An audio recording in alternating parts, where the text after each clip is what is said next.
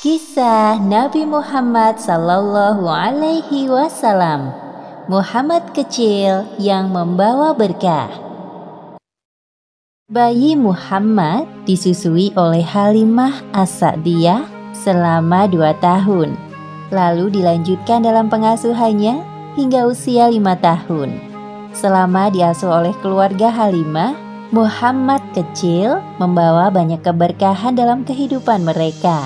Namun di akhir masa pengasuhan Muhammad terjadi peristiwa Syak al-Sadr, yaitu pembelahan dada yang membuat Halimah khawatir akan keselamatan anak susuannya itu. Telah menjadi tradisi baik di kalangan wanita Mekah yang baru melahirkan untuk menyusukan bayi mereka kepada wanita-wanita yang tinggal di dusun atau pedesaan. Kondisi pedesaan yang segar dan lingkungan yang masih alami membuat anak-anak tumbuh dengan sehat, kuat, dan dapat berbahasa Arab dengan fasih. Sebelum kedatangan para wanita dari Bani Sa'ad, Muhammad sempat disusui oleh Suwaibah, budak perempuan Abu Lahab. Abu Lahab adalah satu di antara paman Muhammad dari garis keturunan ayahnya. "Wahai suamiku, semoga kita dapat anak bangsawan kaya seperti teman-temanku. Saat ini hidup kita sangat sulit." Ya, aku pun berharap sama seperti engkau. Mengingat hasil panen ladang kita tahun ini gagal dikarenakan paceklik yang melanda Taif. Namun harapan suami istri itu tidak terkabul karena bayi para bangsawan kaya telah diambil oleh teman-teman mereka. Hanya tersisa 1 bayi dalam gendongan ibunya. Bayi itu adalah Muhammad. "Wahai saudaraku, bawalah bayiku ini bersama kalian. Ayah bayi ini telah meninggal, jadi tinggal aku dan kakeknya yang mengasuhnya." Raut wajah Halimah tampak kecewa mendengar pernyataan Aminah. Sikapnya sama seperti wanita Bani Sa'ad lain yang menolak menyusui Muhammad karena ia anak yatim. "Wahai suamiku, bagaimana ini? Semua bayi telah dibawa pulang oleh teman-teman kita. Aku tidak ingin kita pulang dengan tangan kosong." Apa kita bawa saja bayi yatim yang baru saja engkau temui itu, wahai istriku? "Demi Allah, aku akan kembali kepada wanita yang menggendong bayi yatim itu dan membawa bayinya pulang bersama kita." Entah kenapa bayangan bayi itu seakan tidak mau pergi dari pikiranku. Semoga keputusan kita ini dapat membawa keberkahan. Ayo, lekas kita temui ibu itu lagi. Akhirnya Halimah dan Harits bin Abdu al-Uzza menemui Aminah dan bayinya. Di satu sisi Aminah merasa lega, namun di sisi lain ia sedih harus berpisah dengan Muhammad. "Aku mohon, jaga baik-baik Muhammadku. Kelak dia akan menjadi orang besar dan berpengaruh." Amin. Kami akan berusaha memberikan yang terbaik untuk anakmu, Bu. "Selamat jalan, wahai anakku. Ibu akan menunggumu di sini." Setelah berpamitan dengan Aminah, Halimah menunggangi keledainya yang kurus. Tiba-tiba ia merasakan keanehan pada keledainya. "Aneh sekali, aku seperti tidak sedang membawa beban. Bayi ini sangat ringan dan juga keledaiku ini seperti bertambah kuat saja. Padahal sewaktu berangkat ke Mekah kemarin, ia berjalan sangat lambat." Tidak hanya itu, sesampainya di rumah, Halimah merasakan keanehan lain. Setelah menyusui Muhammad, baru kemudian Halimah menyusui bayinya sendiri. "Alhamdulillah, bayi ini menyusu dengan lahap. Semoga dia betah tinggal di rumah kecil kita ya suamiku." Semoga ini pertanda baik, wahai istriku. Lihatlah bayi kita. Ia tertidur pulas, tidak seperti malam-malam biasanya yang menangis terus. Ketika suami Halimah mengecek ke dalam kandang ternak, ia dapati unta mereka mengeluarkan susu. Padahal unta itu cukup tua dan sudah tidak mengeluarkan susu setetes pun sebelumnya. "Wahai istriku, pasti engkau tidak percaya apa yang aku bawa. Coba, minumlah." "Apa ini? Susu unta?" "Iya, benar. unta tua kita akhirnya mengeluarkan susu lagi. Engkau telah mengambil anak yang penuh berkah, wahai istriku. Demi Allah, Muhammad benar-benar membawa keberkahan dalam keluarga kita.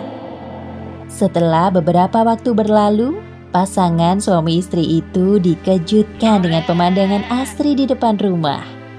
Subhanallah, tanah yang sebelumnya kering menjadi subur. Lihat juga kambing-kambing kita yang kurus menjadi gemuk. Terima kasih ya Allah atas semua nikmat-Mu. Keberkahan demi keberkahan dirasakan oleh keluarga Halimah setelah kedatangan Muhammad. Itulah balasan atas ketulusan mereka dalam merawat dan menyayangi Muhammad. Tak terasa 2 tahun berlalu begitu cepat. Tiba saatnya Halimah mengembalikan Muhammad kembali ke pangkuan Aminah. Ibu dan anak itu saling melepaskan kerinduan setelah 2 tahun berpisah. Anakku tersayang, engkau sudah besar dan tampak sehat sekali. Ibu sangat merindukanmu. Melihat hal itu, Halimah dan Harits merasa terharu. Keduanya saling berpandangan. Dengan apa aku dapat membalas kebaikan kalian? Sebenarnya kami sangat bersyukur bisa merawat Muhammad. Ia sudah kami anggap seperti anak sendiri. Jikalau diizinkan, kami ingin merawat Muhammad lebih lama lagi. Bukan bermaksud lancang, wahai ibu Muhammad. Aku dengar Mekah sedang dilanda wabah penyakit. Apa tidak sebaiknya Muhammad tinggal bersama keluarga kami di dusun Bani Sa'ad? Terkait permintaan kalian, aku perlu berdiskusi terlebih dahulu dengan kakeknya. Tidak lama kemudian, Abdul Muthalib datang. Beliau memberikan keputusan yang bijak. Aminah menyadari bahwa usulan Halimah dan suaminya itu baik. Meskipun sebenarnya ia masih merasa berat jika harus berpisah dengan Muhammad secepat ini. Sejujurnya aku sangat senang melihat cucuku ini tumbuh dengan sehat. Jadi keputusanku demi kebaikannya juga. Kami izinkan Muhammad kembali ke dusun Bani Sa'ad sampai usianya genap 5 tahun. Harapanku adalah kelak Muhammad dapat belajar berbicara dengan fasih karena terbiasa mendengar bahasa Arab yang murni. Meskipun berat, aku setuju dengan keputusan kakek. Namun untuk beberapa hari ini, biarkan Muhammad bersamaku. Setelah itu kalian boleh membawanya pulang ke Thaif. Terima kasih atas kebaikan kalian berdua. Kami sangat bersyukur dapat kembali merawat Muhammad. Halimah dan suaminya memiliki 3 orang anak. Namanya Abdullah, Unaisah, dan Syaimah. Mereka semua menjadi saudara sepersusuan Muhammad. Belum genap di usianya 4 tahun, Muhammad ikut menggembala kambing bersama saudara-saudaranya. Pada saat itulah terjadi peristiwa pembelahan dada Muhammad oleh malaikat yang menyamar menjadi manusia. Ibu, Muhammad kita. Hah? Muhammad kenapa, nak? Muhammad dibunuh oleh seseorang. Hah? Yang benar saja. Tunjukkan pada kami, di mana Muhammad? Halimah dan suaminya segera berlari menemui Muhammad. Wajahnya tampak pucat. Halimah langsung memeluk Muhammad dan menanyainya. Apa yang terjadi padamu, nak? Kemudian Muhammad menceritakan peristiwa yang barusan terjadi kepadanya. Seperti yang disebutkan dalam hadis riwayat Muslim nomor 162. Rasulullah Shallallahu Alaihi Wasallam didatangi malaikat Jibril ketika beliau Shallallahu Alaihi Wasallam sedang bermain dengan beberapa anak. Jibril kemudian menangkapnya, menelentangkannya, lalu Jibril membelah dada beliau. Jibril mengeluarkan hatinya dan mengeluarkan dari hati beliau segumpal darah beku sambil mengatakan, "Ini adalah bagian setan darimu." Jibril kemudian mencucinya dalam wadah yang terbuat dari emas dengan air zam-zam. Lalu ditumpuk, kemudian dikembalikan ke tempatnya. Wahai suamiku, perasaanku tidak enak. Secepatnya aku akan membawanya kembali ke Mekah. Aku takut setan telah menggodanya. Ya, kalian berdua berhati-hatilah. Setelah peristiwa menggemparkan itu, Halimah bermaksud menyerahkan Muhammad kepada ibunya sebelum waktu yang ditentukan. Wahai saudariku, apa terjadi sesuatu pada putraku sehingga membuatmu menemuiku sebelum waktu yang telah kita sepakati? Iya, memang terjadi sesuatu kepada putramu. Aku rasa kami telah menyelesaikan tugas untuk mengasuhnya. Sekarang saatnya aku kembalikan ia kepadamu. Tunggu, katakan dengan jelas agar aku bisa mengerti sebenarnya apa yang terjadi pada Muhammad. Halimah menceritakan peristiwa pembelahan dada Muhammad kepada Aminah dengan suara yang terbata-bata. Sedangkan Aminah dengan tenang mendengarkan penjelasan Halimah. Wahai ibu susu anakku, demi Allah, setan tidak mempunyai daya upaya untuk merasuki tubuh anak suci ini. Masih ingatkah engkau? Aku pernah mengatakan kepadamu bahwa kelak Muhammad ini akan menjadi orang besar. Sewaktu aku mengandungnya, aku merasakan banyak keajaiban. Apakah keajaiban itu juga terjadi kepada keluargamu? Iya, kami merasakan banyak keberkahan sejak mengasuh putramu. Jadi tenanglah wahai saudariku. Jangan khawatir. Insya Allah Muhammad selalu dilindungi olehnya. Aku dan kakeknya telah mempercayakan pengasuhan Muhammad kepadamu. Setelah mendengar penjelasan Aminah, Halimah dapat bernafas lega. Semua ketakutannya sirna. Begitulah akhirnya Muhammad kembali ke dusun Bani Sa'ad bersama Halimah. Sekarang usia Muhammad telah genap 5 tahun. Tidak lama lagi Muhammad akan berpisah dengan keluarga Halimah. Pada hari itu Muhammad dan anak-anak Halimah sedang asyik mengembala kambing sambil berkejar-kejaran. Tiba-tiba Halimah mendatangi mereka dan mengajak pulang. Wahai ibu, ada apa? Mengapa engkau menyusul kami? Tidak biasanya. Kami masih ingin bermain, Bu. Kedatangan Halimah yang tiba-tiba disebabkan ada perasaan khawatir. Terlebih lagi melihat ada 2 orang Habasyah sedang mengintai Muhammad dari kejauhan. Anak-anak, coba perhatikan langit di atas sana. Sepertinya sebentar lagi akan turun hujan. Makanya ibu menyusul kalian kemari. Oh iya, benar juga. Ibu baik sekali menyusul kami. Kekhawatiran Halimah belum berhenti sampai kedua laki-laki itu mendekati Muhammad. Hei anak-anak, kau sudah selesai bermainnya? Tadi itu seru sekali loh. Sebenarnya apa yang paman inginkan? Hahaha, tidak ada nak. Coba kau berbalik badan. Muhammad kecil membalikkan badannya dan 2 laki-laki itu terbelalak melihat punggungnya. Mereka lalu pergi sambil berbisik-bisik. Aneh sekali kedua paman itu. Mereka sangat mencurigakan. Ayo anak-anak, sebaiknya kita pulang sekarang. Kekhawatiran Halimah pun terbukti. Orang-orang Habasyah itu merencanakan hal buruk pada Muhammad kecil setelah melihat tanda di punggungnya.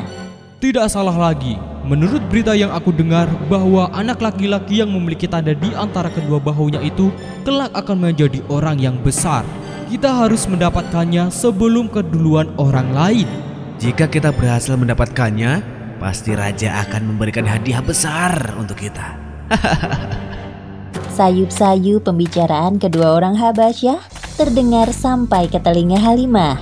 Ia pun segera mempercepat langkah kakinya. Aku harus pergi dari tempat ini. Muhammad sudah tidak aman tinggal di dusun ini. Anak-anak, bisa agak cepat jalannya? Baik, Bu. Untung saja, meskipun dengan susah payah, Halimah dan anak-anak berhasil lolos dari kejaran orang-orang Habasyah yang ingin menculik Muhammad. Anak-anak, sepertinya kalian harus berpisah dengan Muhammad. Sudah waktunya ibu mengembalikan Muhammad kepada ibunya di Mekah. Wahai Muhammad, meskipun kita tidak tinggal bersama-sama lagi, namun kita tetap bersaudara sampai kapanpun. Kita pasti akan merindukanmu, Muhammad. Jangan lupakan persahabatan kita ya, Muhammad.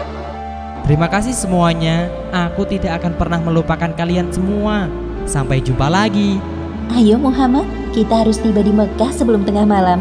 Pasti ibu dan kakekmu sangat bahagia bertemu denganmu. Akhirnya Muhammad berangkat meninggalkan dusun Bani Sa'ad dengan perasaan haru. Terlalu banyak kenangan indah yang ia lewati bersama keluarga Halimah. Namun di sisi lain, ia juga merindukan keluarganya di Mekah. Matahari mulai tenggelam di sebelah barat. Langit sore semakin gelap. Suasana Mekah di malam hari semakin bertambah ramai.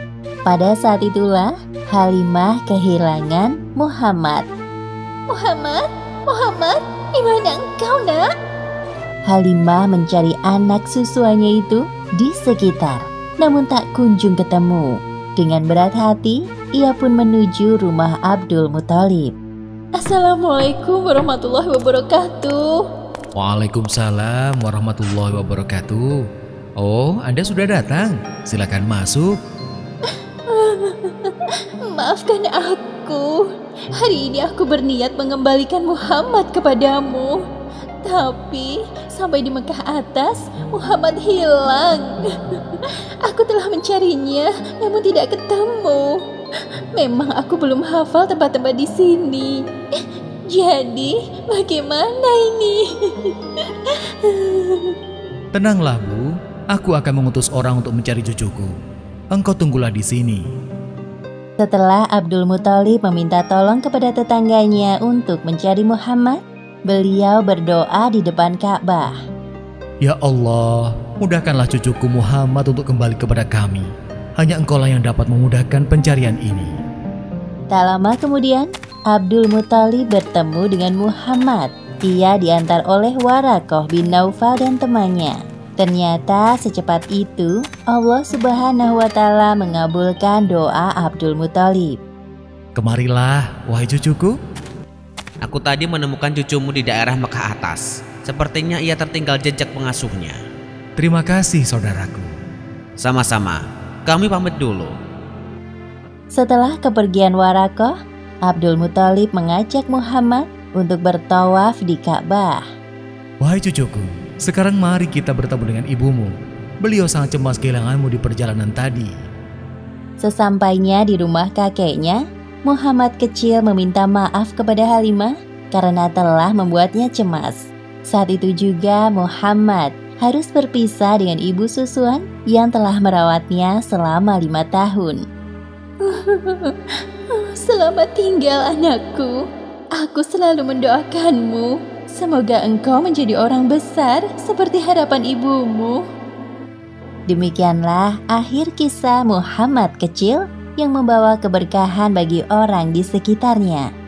Dalam kisah ini, pelajaran yang dapat kita ambil adalah kerjakan segala sesuatu dengan niat ikhlas mencari ridha Allah, maka keberkahan akan mengikutimu. Wallahu a'lam bishawab.